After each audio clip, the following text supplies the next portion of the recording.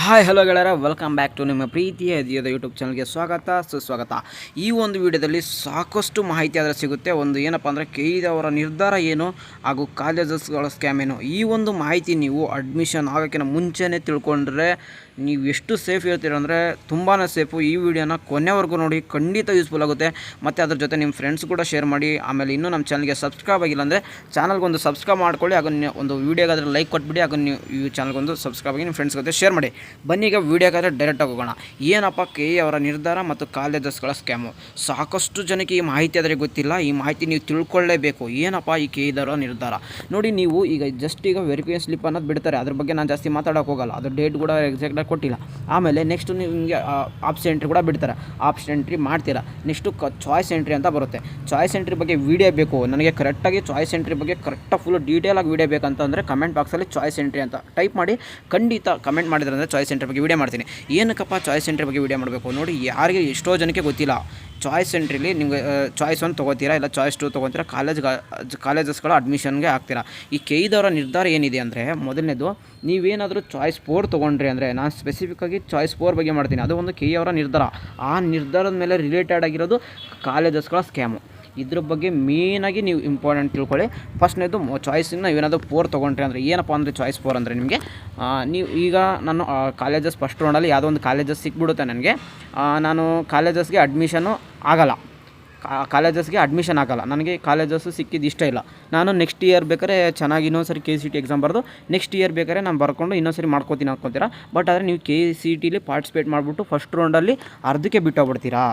ಇದು ಸಾಕಷ್ಟು ಸ್ಟೂಡೆಂಟ್ಸ್. ಅಂದರೆ ನಮಗೆ ಮೇನಪ್ಪ ಅಂದರೆ ಚಾಯ್ಸ್ 4 ಬಗ್ಗೆ ತಿಳ್ಕೊಬೇಕು. ಚಾಯ್ಸ್ 4 ತೊಗೊಂಡು ನೀವೇನಾದರೂ ನಾನು ಕೆಯಿಂದ ಎಕ್ಸಿಟ್ ಆಗ್ತಾಯಿದ್ದೀನಿ, ನಾನು ಕೆಇದಲ್ಲಿ ಈ ಸರಿ ಪಾರ್ಟಿಸಿಪೇಟ್ ಮಾಡ್ತಾಯಿಲ್ಲ ಅಂತ ಅಂದ್ಬಿಟ್ಟು ಚಾಯ್ಸ್ 4 ತೊಗೊಂಡು ನೆಕ್ಸ್ಟ್ ಇಯರ್ಗೆ ನೀವು ಮತ್ತೆ ಬೇಕಾದರೆ KCET ಎಕ್ಸಾಮ್ನ ಬರೆದು ಮತ್ತೆ ಪಾರ್ಟಿಸಿಪೇಟ್ ಮಾಡ್ಬೋದು. ಆದರೆ ಸಾಕಷ್ಟು ಸ್ಟೂಡೆಂಟ್ಸು ಈ ಚಾಯ್ಸ್ 4 ಬಗ್ಗೆ ತೊಗೊಳ್ದೆ ಅಂದರೆ ಅದ್ರ ಬಗ್ಗೆ ಗಮನನೇ ಕೊಡೋದಿಲ್ಲರೇ. ತಮಗೆ ಇಷ್ಟ ಬಂದಿಲ್ಲ ಕಾಲೇಜಸ್ ಸಿಕ್ಕಿರುತ್ತೆ. ಈಗ ನಾನು ಈ ವರ್ಷ ನಾನು KCETಲಿ ಬೇಡ, ನೆಕ್ಸ್ಟ್ ವರ್ಷ ಬರ್ಕೋತೀನಿ ಅಂತ ಸಾಕಷ್ಟು ಸ್ಟೂಡೆಂಟ್ಸ್ ಆದರೆ ಬಿಟ್ಬಿಡ್ತಾರೆ. ಆಮೇಲೆ ನೆಕ್ಸ್ಟ್ ಇಯರ್ ಬಂದಾಗ ಅವರದ ನಿರ್ಧಾರ ಏನಿದೆ ಅಂದರೆ, ನೀವು ಓಲ್ಡ್ ಇಯರ್ ಅಂದರೆ ನೀವು ಪ್ರೀವಿಯಸ್ ಇಯರಲ್ಲಿ ಏನಾದರೂ ಮಿಸ್ಟೇಕ್ ಮಾಡಿದರೆ ಕೌನ್ಸ್ಲಿಂಗಲ್ಲಿ ನೆಕ್ಸ್ಟ್ ಇಯರ್ಗೆ ನಿಮಗೆ ಪಾರ್ಟಿಸಿಪೇಟ್ ಮಾಡೋಕ್ಕೆ ಬಿಡಲ್ಲ. ನಿಮಗೆ ಎಕ್ಸಾಮ್ ಬರೆದ್ರೂ ನೀವು ಅಪ್ಲಿಕೇಶನ್ಸ್ ಆಪ್ಷನ್ ಎಂಟ್ರಿ ಮಾಡೋಕ್ಕೂ ಬಿಡಲ್ಲ. ಯಾವುದಕ್ಕೂ ಒಂದೇ ಒಂದು ಕಾರಣಕ್ಕೂ ಬಿಡಲ್ಲ. ಏನಪ್ಪ ಈಗ ನನಗೀಗ ಕಾಲೇಜಸ್ ಸಿಕ್ಬಿಟ್ಟಿದೆ. ಇನ್ನೊಬ್ಬ ಸ್ಟೂಡೆಂಟ್ಸ್ ಹಿಂಗೆ ಹೇಳ್ತಾರೆ, ನೋಡಿ ಬ್ರದರ್ ನನಗೆ ಚಾಯ್ಸ್ ಇಲ್ಲ, ಆಪ್ಷನ್ ಎಂಟ್ರಿ ಸ್ಟಾರ್ಟ್ ಆಗುತ್ತೆ, ನನ್ನ ಕಾಲೇಜಸ್ ಸಿಕ್ಬಿಡುತ್ತೆ, ಚಾಯ್ಸ್ 1 ತೊಗೊಂಡು ನಾನು ಅಡ್ಮಿಷನ್ ಮಾಡ್ಕೋತೀನಿ. ಆದರೆ ಅಡ್ಮಿಷನ್ ಆಗಿದ್ಮೇಲೆ ನಂಗೆ ಆ ಕಾಲೇಜಸ್ ಇಷ್ಟ ಆಗೋಲ್ಲ. ಆವಾಗ ಕೂಡ ನಿಮಗೆ ಕ್ಯಾನ್ಸಲೇಷನ್ಸ್ಗೆ ಸರೆಂಡರ್ ಮಾಡೋಕ್ಕೆ ಅವಕಾಶ ಇದೆ. ಆದರೆ ಫೈನನ್ನು ಕಟ್ಟಬೇಕಾಗುತ್ತೆ, 5000 ರುಪೀಸು. ಅದನ್ನ ಅಮೌಂಟ್ ನಾನು ಕಟ್ಬಿಟ್ಟು ಕೆಯಿಂದ ಹೊರಗಡೆ ಬಂದು ನೆಕ್ಸ್ಟ್ ಇಯರ್ ಮತ್ತೆ ನೀವು KCETಗೆ ಅಂದರೆ ಕೆಇದಲ್ಲಿ ಪಾರ್ಟಿಸಿಪೇಟ್ ಮಾಡಿ ನೀವು ಸೀಟ್ ಅಂತ ತೊಗೋಬೋದು. ಈ ಒಂದು ಕೆಇದವರ ದೊಡ್ಡ ನಿರ್ಧಾರ ಅದು. ಯಾಕೆಂದರೆ ನಿಮಗೆ ಸೀಟ್ ಏನಾದ್ರು ಸಿಕ್ಕಿರುತ್ತಲ್ಲ, ಅದು ಇನ್ನೊಬ್ಬರಿಗೆ ಸಿಗ್ಬೋದು. ಈ ಒಂದು ಸಾಕಷ್ಟು ಜನಕ್ಕೆ ಮಾಹಿತಿ ತಿಳಿದಾರೆ ಯಾವುದೇ ಒಂದು ಚಾಯ್ಸ್ ಬಗ್ಗೆನೇ ತಿಳ್ಕೊಳ್ದಿರೇ ಹಾಗೆ ಬಿಟ್ಬಿಡ್ತಾರೆ. ಆವಾಗ ನೀವು ನೆಕ್ಸ್ಟ್ ಇಯರ್ ಕೂಡ ತುಂಬ ಅಂದರೆ ತುಂಬಾ ಕಷ್ಟಪಡ್ತೀರಾ. ಬೇಕಾದ್ರೆ ನಿಮ್ಮ ಸೀನಿಯರ್ಸ್ನ ಯಾರಂತ ಕೇಳಿ, ಡ್ರಾಪರ್ಸು ಜಸ್ಟ್ ಏನು ನಾವು ಕೆಇದಲ್ಲಿ ಅರ್ಧ ಪಾರ್ಟಿಸಿಪೇಟ್ ಮಾಡಿ ನಾನು ಅರ್ಧಕ್ಕೆ ಬಿಟ್ಟು ಹೋದರೆ ಅವ್ರಿಗೆ ಎಷ್ಟು ಕಷ್ಟ ಅನುಭವಿಸ್ತಾರೆ ಅಂದರೆ ತುಂಬಾ ಕಷ್ಟ ಅನುಭವಿಸ್ತಾರೆ. ಇದು ಅವರದ ನಿರ್ಧಾರ ಇತ್ತು. ಈಗ ಕಾಲೇಜಸ್ಗಳ ಸ್ಕ್ಯಾಮು ಇದು ಇಂಪಾರ್ಟೆಂಟ್ ಅಂದರೆ ನಿಮ್ಗೆ ಇದೇ ಇಂಪಾರ್ಟೆಂಟು. ಇಲ್ಲಿವರೆಗೂ ವೀಡಿಯೋ ನೋಡಿದ್ದಂದರೆ ನಿಮಗೆ ಕಾಲೇಜಸ್ ಸ್ಕ್ಯಾಮ್ಗಳ ಬಗ್ಗೆ ಗೊತ್ತಾಗುತ್ತೆ. ಎಕ್ಸಾಂಪಲ್, ಈಗ ಒಬ್ಬ ಸ್ಟೂಡೆಂಟ್ಸು ಇಂಜಿನಿಯರಿಂಗ್ ಮಾಡಿದ್ದಾನೆ ಅಂದ್ಕೊಳ್ಳಿ.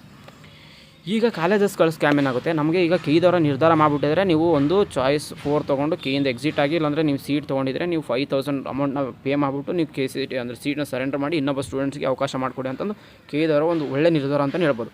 ಆದರೆ ಇದನ್ನೇ ಇಟ್ಕೊಂಡು ಈಗ ಅಮೌಂಟು ಪೇ ಮಾಡೋಕ್ಕಾಗದಿಲ್ಲ. ಸ್ಟೂಡೆಂಟ್ಸು ಹೆಂಗೋ ಕಾಲೇಜಸ್ಗೆ ಅಡ್ಮಿಷನ್ ಆಗ್ಬಿಡ್ತಾರೆ, ಫಸ್ಟ್ ಇಯರ್ ಫೀಸ್ ಕಟ್ತಾರೆ, ಸೆಕೆಂಡ್ ಇಯರ್ ಫೀಸ್ ಕಟ್ಟಬೇಕಾಗುತ್ತೆ. ಆಗ ಸ್ಟೂಡೆಂಟ್ಸ್ದು ದುಡ್ಡಿಲ್ಲ. ನನಗೆ ಅವಾಗ ಸಡನ್ನಾಗಿ ಏನಾಗ್ಬಿಡುತ್ತೆ ಸ್ಟೂಡೆಂಟ್ಸ್ಗೆ, ನಾನು ಇಂಜಿನಿಯರಿಂಗಲ್ಲಿ ಅಡ್ಮಿಷನ್ ಆಗ್ಬಿಟ್ಟಿದ್ದಾನೆ, ನಾನು ನೆಕ್ಸ್ಟ್ ಇಯರು ಬೇರೆ ಒಂದು ಮಾಡ್ತೀನಿ.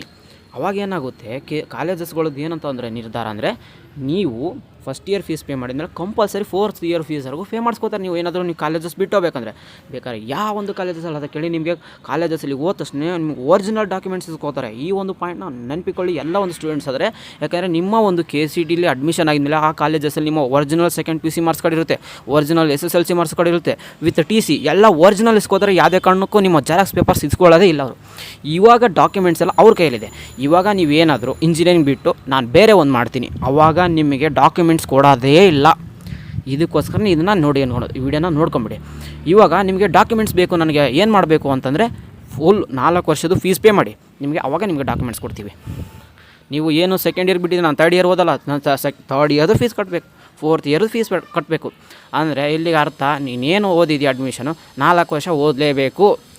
ಇದು ಏನು ನಿಮಗೆ ಸ್ಕ್ಯಾಮ್ಸ್ ಅನ್ನಿಸುತ್ತಾ ಏನು ಅನಿಸುತ್ತಾ ಕಮೆಂಟ್ ಬಾಕ್ಸಲ್ಲಿ ತಿಳಿಸಿ. ಇದು ಸಾಕಷ್ಟು ಕಾಲೇಜಸ್ಸಲ್ಲಿ, ಯಾಕಂದರೆ ಈಗ ಅವ್ನಿಗೆ ಓದೋಕ್ಕೆ ಇಂಟ್ರೆಸ್ಟ್ ಇಲ್ಲ, ಏನೋ ಫಸ್ಟ್ ಇಯರ್ ಮಿಸ್ಟೇಕ್ ಮಾಡ್ದೆ, KCETಲೂ ಪಾರ್ಟಿಸಿಪೇಟ್ ಮಾಡ್ದೆ, ಒಂದು ಕಾಲೇಜಸ್ ಅಡ್ಮಿಷನ್ ಆದ, ಫಸ್ಟ್ ಇಯರ್ಲೇ ಸಾಕಷ್ಟು ಸಬ್ಜೆಕ್ಟ್ ಫೇಲ್ ಆಯಿತು, ಇಲ್ಲ ಅದು ಆ ಕೋರ್ಸ್ಗೆ ಇಂಟ್ರೆಸ್ಟ್ ಇಲ್ಲ, ನಾವು ಫೋರ್ಸ್ಫುಲ್ಲಿ ಆಗೋ ಏನೋ ಸ್ಟೂಡೆಂಟ್ಸ್ ಮಿಸ್ಟೇಕ್ ಮಾಡೋ ಸಾಧ್ಯನೇ.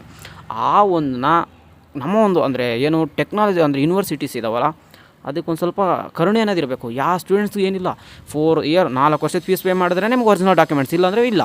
4 ವರ್ಷ ಎಲ್ಲ ಫೀಸ್ ಕಟ್ತೀರಾ, ಹೋಗಿ ಕಲ್ತ್ಕೊಂಡು ಆರಾಮಾಗಿ ನಿಮ್ಮ ಡಿಗ್ರಿ ಮುಗಿಸ್ಕೊಳ್ಳಿ, ನಿಮ್ಮ ಏನು ಬ್ಯಾಕ್ಲಾಗ್ಸ್ ಇದಾವೋ ಇಲ್ಲ ಏನು ಸಬ್ಜೆಕ್ಟ್ ಫೇಲ್ ಆಗಿದ್ರೆ ಹೆಂಗೋ ಪಾಸ್ ಮಾಡ್ಕೊಂಡು ಹೋಗಿ ಅಂತ ಬಿಡ್ತಾರೆ. ಆದರೆ ನಿಮಗೆ ಈ ತಪ್ಪು ಯಾವುದೇ ಕಾರಣಕ್ಕೂ ಮಾಡಬಾರ್ದು. ಅದಕ್ಕೆ ನಾನು ಸ್ಟೂಡೆಂಟ್ಸ್ ಹೇಳೋದು, ಒಂದು ಇವಾಗ ಏನು ಅರ್ಥ ಆಯಿತು ನಿಮಗೆ, KE ನಿರ್ಧಾರ ಗೊತ್ತಾಯಿತು. ಚಾಯ್ಸ್ ಸೆಂಟ್ರ್ ಬಗ್ಗೆ ನನಗೆ ಕ್ಲೀನಾಗಿ ವೀಡಿಯೋ ಬೇಕಂದರೆ ಕಮೆಂಟ್ ಬಾಕ್ಸಲ್ಲಿ ಚಾಯ್ಸ್ ಸೆಂಟ್ರ್ ಅಂತ ಹಾಕಿ. ಇಲ್ಲ ಅಂದರೆ ಕಾಲೇಜಸ್ ಬಗ್ಗೆ ಬೇಕಂದರೆ ಕಾಲೇಜಸ್ ಇನ್ನೂ ಯಾವ ಥರ ಸ್ಕ್ಯಾಮ್ ಮಾಡ್ತಾರೆ ಅಂದರೆ ತುಂಬಾ ಇದೆ. ಯಾಕಂದರೆ ನಿಮಗೆ ಈಗ ಡಾಕ್ಯುಮೆಂಟ್ಸ್ ಬಗ್ಗೆ, ಆಮೇಲೆ TC ಕೊಡೋಲ್ಲ. ಅಂದರೆ ನೆಕ್ಸ್ಟ್ ನಾನು ಇನ್ನೊಂದು ಸರಿ ಪಾರ್ಟಿಸಿಪೇಟ್ ಮಾಡಬೇಕು ನಾನು KCETಲಿ ಅಂದರೆ ನಿಮ್ಗೆ ಅವ್ರಿಗೆ ಇದು ಯಾವುದು ಕೊಡೋದಕ್ಕೆ ಹೋಗಲ್ಲ. ನಾನು ನೆಕ್ಸ್ಟ್ ಇಯರ್ ಕೂಡ ಇನ್ನೊಂದು ಸರಿ ಪಾರ್ಟಿಸಿಪೇಟ್ ಮಾಡ್ತೀನಿ ನಾನು KEದಲ್ಲಿ. ಅಂದರೆ ನಮ್ಮ ಈಗ ಪ್ರಸನ್ನ ಕುಮಾರ್ ಸರ್ ಹೇಳಿದ್ದಾರೆ, ನೀವು ನೆಕ್ಸ್ಟ್ ಇಯರ್ ಕೂಡ ನಾವು KCETಲಿ ನೀವು ಇನ್ನೊಂದು ಸರಿ ಬರೆದು ಪಾರ್ಟಿಸಿಪೇಟ್ ಮಾಡ್ಬೋದು. ಬಟ್ ಪಾರ್ಟಿಸಿಪೇಟ್ ಮಾಡ್ಬೇಕಾದ್ರೆ ಈ ಕಾಲೇಜರು ನಿಮಗೆ ಯಾವುದೇ ಕಾರಣಕ್ಕೂ TC ಕೊಡೋಲ್ಲ, ಒರಿಜಿನಲ್ ಮಾರ್ಕ್ಸ್ ಕಾರ್ಡ್ ಕೊಡೋಲ್ಲ, ಏನೇನು ಕೊಡೋದೇ ಇಲ್ಲ. ಇದನ್ನೇ ಅರ್ಥ ಮಾಡ್ಕೊಳ್ಳಿ ಅನ್ನೋದು, ಯಾವುದೇ ಕಾರಣಕ್ಕೂ ಕೊಡಲ್ಲ. ಪ್ರಸನ್ನ ಸರ್ಗೆ ಇದು ಗೊತ್ತಿಲ್ಲ. ಅದಕ್ಕೆ ಈ ವಿಡಿಯೋ ಸಾಕಷ್ಟು ಜನಕ್ಕೆ ಶೇರ್ ಮಾಡಿ.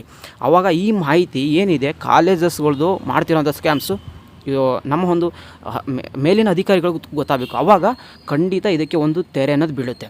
ಅಲ್ಲಿವರೆಗೂ ಇದು ಹೀಗೆ ಕಂಟಿನ್ಯೂ ಆಗ್ತಿದೆ, ಆವಾಗಿಂದನೂ ಕಂಟಿನ್ಯೂ ಆಗಿ ಬಂದಿದೆ, ಹಿಂಗೆ ಕಂಟಿನ್ಯೂ ಆಗುತ್ತೆ. ಇಷ್ಟೇ, ಯಾರು ಎಚ್ಚೋದ್ಕೋತಿಲ್ಲ ಅಂದರೆ ಹಿಂಗೆ ಆಗುತ್ತೆ ನೋಡಿ. ಅದಕ್ಕೆ ಹೇಳೋದು ಕಾಲೇಜಸ್ಗಳು ತುಂಬ ಸ್ಕ್ಯಾಮ್ ಆಗ್ತದೆ. ಸ್ಕ್ಯಾಮ್ಸ್ ಅಂದರೆ ಇದೆ, ಏನಿಲ್ಲ. ನನ್ನ ಒಂದು ಅಂದರೆ ಯಾವ ಸ್ಟೂಡೆಂಟ್ಸ್ ಇಂಟ್ರೆಸ್ಟ್ ಇಲ್ವೋ ನೆಕ್ಸ್ಟ್ ಇಯರ್ KCETಲಿ ಪಾರ್ಟಿಸಿಪೇಟ್ ಮಾಡೋಕ್ಕೆ ಬಿಡಿ. ನೆಕ್ಸ್ಟ್ ವರ್ಷ ಅವ್ನು ಬೇಕಾದ್ರೆ ಚೆನ್ನಾಗಿರೋ ಸೀಟ್ ತೊಗೊಳ್ಳಿ, ಇಲ್ಲಾಂದರೆ ಬೇರೆ ಕೋರ್ಸ್ ಮಾಡೋಕ್ಕೆ ಅವಕಾಶ ಕೊಡಿ. ಈ 4 ವರ್ಷದ ಫೀಸು ಅವ್ನು ಇಷ್ಟು ವರ್ಷ ಓದಿರ್ತಾನೆ ಅಷ್ಟೇ ಫೀಸ್ ತೊಗೊಳ್ಳಿ. ಸುಮ್ಮನೆ ಅನಾವಶ್ಯಕವಾಗಿ ಅವ್ನು 4 ವರ್ಷದ ಫೀಸ್ ಯಾಕೆ ತೊಗೋತಿದ್ದಾರೆ? ಈಗ ಅವ್ನು 1 ಇಯರ್ ಕಲ್ತ, 1 ಇಯರ್ ಫೀಸ್ ತೊಗೊಳ್ಳಿ. 2 ವರ್ಷ ಕಲ್ತ, 2 ವರ್ಷದ್ದು. 3rd ಇಯರ್ 4th ಇಯರ್ ಕಲಿಯೋದೇ ಇಲ್ಲ, ನಿಮಗೆ ಮಾರ್ಕ್ಸ್ ಕಾರ್ಡು ಮತ್ತು ಇವೆಲ್ಲ ಅಂದರೆ ನಿನಗೆ ನಮ್ಮ ಡಿಗ್ರಿ ಸರ್ಟಿಫಿಕೇಟ್ ಬೇಕು, ಇಲ್ಲಾಂದರೆ ಏನೇ ಬೇಕಂದರೆ 4 ವರ್ಷ ಫೀಸ್ ಪೇ ಮಾಡಬೇಕು. ಇದೇ ಒಂದು ಅವರ ನಿರ್ಧಾರ ಕಾಲೇಜಸ್ಗಳದ್ದು. ಓಕೆ, ಇಷ್ಟುವರೆಗೂ ನಿಮ್ಗೆ ಅರ್ಥ ಆಯ್ತು ಅನಿಸುತ್ತೆ ಕಾಲೇಜಸ್ಗಳ ಸ್ಕ್ಯಾಮು ಮತ್ತು KE ಅವರ ನಿರ್ಧಾರ. ಇದ್ರ ಬಗ್ಗೆ ನಿಮ್ಗೆ ಏನು ಅನಿಸುತ್ತೆ ಕಮೆಂಟ್ ಬಾಕ್ಸಲ್ಲಿ ಹಾಕಿ. ವಿಡಿಯೋ ಇನ್ಫಾರ್ಮೇಟಿವ್ ಆಯ್ತು ಅಂದರೆ ಚಾನಲ್ಗೆ ಒಂದು ಸಬ್ಸ್ಕ್ರೈಬ್ ಮಾಡ್ಕೊಳ್ಳಿ. ಯಾಕಂದರೆ ಪ್ರತಿಯೊಂದು ಈ ಥರ ಒಂದು ಅಡ್ವಾನ್ಸ್ ಆಗಿ ನಿಮಗೆ ಗೈಡ್ಲೈನ್ ಮಾಡ್ತಾಯಿದ್ರೆ ನೀವು ಒಂದು ಸ್ವಲ್ಪ ಎಚ್ಚರಿಕೆಯಿಂದ ಇರ್ತೀರಾ. ಹೌದು, ನಾನೀಗ ಈ ಥರ ತಪ್ಪು ಮಿಸ್ಟೇಕ್ ಮಾಡಬಾರ್ದು. ಯಾಕಂದರೆ ಸಡನ್ನಾಗಿ ಆಪ್ಷನ್ ಎಂಟ್ರಿ ಬಿಟ್ಬಿಡ್ತಾರೆ. ಯಾಕಂದರೆ ಎಲ್ಲ ಕುತೂಹಲ. ಯಾಕಂದರೆ ಈಗ ಕಾಲೇಜಸ್ಗಳು ಸೆಕೆಂಡ್ PCಲಿ ಏನೋ ಕಲ್ಕೊಂಬಂದರೆ ಈಗ ತುಂಬ ದಿನ ಆಯ್ತು ಮನೇಲಿದ್ದು, ಇದು ಬೇಜಾರಾದಾಗ ಹೋಗಿ ಅನಿಸುತ್ತೆ ಯಾವುದೋ ಒಂದು ಕಾಲೇಜಸ್ ಅಡ್ಮಿಷನ್ ಆದರೆ ಸಾಕು. ಕೂಲಾಗಿರಿ. ಪೇಷನ್ಸ್ ಅನ್ನೋದು ತುಂಬಾ ಮುಖ್ಯ. ತಾಳ್ಮೆ ಅನ್ನೋಕ್ಕೆ ನಿಮ್ಮ ತಾಳ್ಮೆಗೆ ತಕ್ಕಂತೆ ಒಳ್ಳೆ ಸೀಟ್ ಸಿಗುತ್ತೆ, ಎಲ್ಲರಿಗೂ ಒಳ್ಳೆಯದಾಗುತ್ತೆ. ಕೂಲಾಗಿರಿ, ಟೈಮ್ ತೊಗೊಳ್ಳಿ. ಇನ್ನೂ ವೆರಿಫಿಕೇಷನ್ಸ್ ಬಿದ್ಮೇಲೆ ಆಪ್ಷನ್ ಎಂಟ್ರಿ ಬಿಡ್ತಾರೆ, ಅದ್ರ ಬಗ್ಗೆ ನೀಟಾಗಿ ವೀಡಿಯೋ ತಿಳಿಸ್ತಿರ್ತೀವಿ. ಟೈಮ್ ಟು ಟೈಮ್ ಆದರೆ ನಮ್ಗೆ ಅಪ್ಡೇಟ್ ಸಿಗುತ್ತೆ ಇರುತ್ತೆ ಚಾನಲ್ಗೆ ಒಂದು ಸಬ್ಸ್ಕ್ರೈಬ್ ಆಗಿ ನೋಡ್ಕೊಳ್ಳಿ, ನಿಮ್ಮ ಫ್ರೆಂಡ್ ಜೊತೆ ಶೇರ್ ಮಾಡಿ. ಈಗ ಏನೇನು ಗೊತ್ತಾಯ್ತು ಅಂದರೆ, ಮೊದಲನೇದಾಗಿ ಕಾಲೇಜಸ್ಗಳು ಏನು ಮಾಡ್ತವೆ ಅದು ಮೇನ್ ಇಂಪಾರ್ಟೆಂಟ್ ತಿಳ್ಕೊಳ್ಳಿ. ಯಾಕಂದರೆ ನೀವು ಈಗ ಒಂದು ಸಾರಿ ಹೋಗಿ ಸಮುದ್ರದಲ್ಲಿ ಸಿಗಾಕೊಂಡ್ರೆ ನೀವೇನೋ ಡಿಗ್ರಿ ಇಂಟ್ರೆಸ್ಟ್ ಏನೋ ಸೇರ್ಕೊಂಡ್ರೆ ಕಲ್ಕೊಂಡು ಹೆಂಗೆ ಬಂದ್ಬಿಡ್ತೀರ. ಯಾಕೆ ಸೆಕೆಂಡ್ PCಲಿ ನೀವೇನೋ ಇಂಟ್ರೆಸ್ಟ್ ಇಲ್ಲನೇ ಸೈನ್ಸ್ ಮಾಡಿದರೆ ಅವಾಗ ಕೂಡ ಎಷ್ಟೊಂದು ಜನ ಸ್ಟೂಡೆಂಟ್ಸ್ ಪಾಸಾಗಿ ಬಂದ್ರಲ್ವಾ. ಆದರೆ ಇಲ್ಲಿ ಅಮೌಂಟ್ ಮ್ಯಾಟ್ರ್ ಆಗುತ್ತೆ. ಅಮೌಂಟ್ ಮಾತ್ರ ರಿಟರ್ನ್ ಬರೋಲ್ಲ ನಿಮಗೆ. ಅದಕ್ಕೋಸ್ಕರ ಎಲ್ಲ ಸ್ಟೂಡೆಂಟ್ಸ್ಗೆ ಇದು ಆಲ್ರೆಡಿ ಇನ್ಫಾರ್ಮೇಟಿವ್ ಆಗಿ ತಂದ್ಕೊತಿದ್ದೀನಿ. ಮಾಹಿತಿ ಕೂಡ ತಿಳಿತು ಅನಿಸುತ್ತೆ. ಇಷ್ಟೇ ಈ ವಿಡಿಯೋದಲ್ಲಿ. ಇನ್ನೂ ಏನಾದರೂ ನಿಮಗೆ ಡೌಟ್ಸ್ ಇತ್ತಂದರೆ ಯಾವುದ್ರ ಬಗ್ಗೆ ವೀಡಿಯೋ ಮಾಡೋಕ್ಕಂದರೆ ಕಮೆಂಟ್ ಬಾಕ್ಸಲ್ಲಿ ಖಂಡಿತ ಅದ್ರ ಬಗ್ಗೆ ವೀಡಿಯೋ ಮಾಡೋದು ತಿಳಿಸ್ತೀನಿ. ಸಿಗೋಣ ಗಾಯ್ಸ್ ನೆಕ್ಸ್ಟ್ ವಿಡಿಯೋದಲ್ಲಿ. ವೀಡಿಯೋ ಇಷ್ಟ ಆದರೆ ಚಾನಲ್ಗೊಂದು ಲೈಕ್ ಕೊಡ್ಬೋದು, ಆಗ ಸಬ್ಸ್ಕ್ರೈಬ್ ಕೂಡ ಮಾಡ್ಬೋದು, ನಿಮ್ಮ ಫ್ರೆಂಡ್ ಜೊತೆ ಶೇರ್ ಮಾಡ್ಬೋದು. ಹಾಗೆ ನಮ್ಮ ವಾಟ್ಸಪ್ ಗ್ರೂಪಲ್ಲಿ ಇದೆ, ಯಾಕಂದರೆ ಟೈಮ್ ಟು ಟೈಮ್ ಅದರಲ್ಲಿ ಅಪ್ಡೇಟ್ ಅದ್ರಲ್ಲಿ ಕೊಡ್ತಿರ್ತೀವಿ ವಾಟ್ಸಪ್ ಗ್ರೂಪಲ್ಲಿ. ಲಿಂಕ್ ಬೇಕಾದ್ರೆ ಡಿಸ್ಕ್ರಿಪ್ಷನ್ ಬಾಕ್ಸಲ್ಲಿ ಒಂದು ಕಮೆಂಟ್ ಬಾಕ್ಸಲ್ಲಿ ಕೊಡ್ತೀವಿ, ಅದರಲ್ಲಿ ಜಾಯ್ನ್ ಆಗ್ಬೋದು. Take care guys, love you all, tata, bye.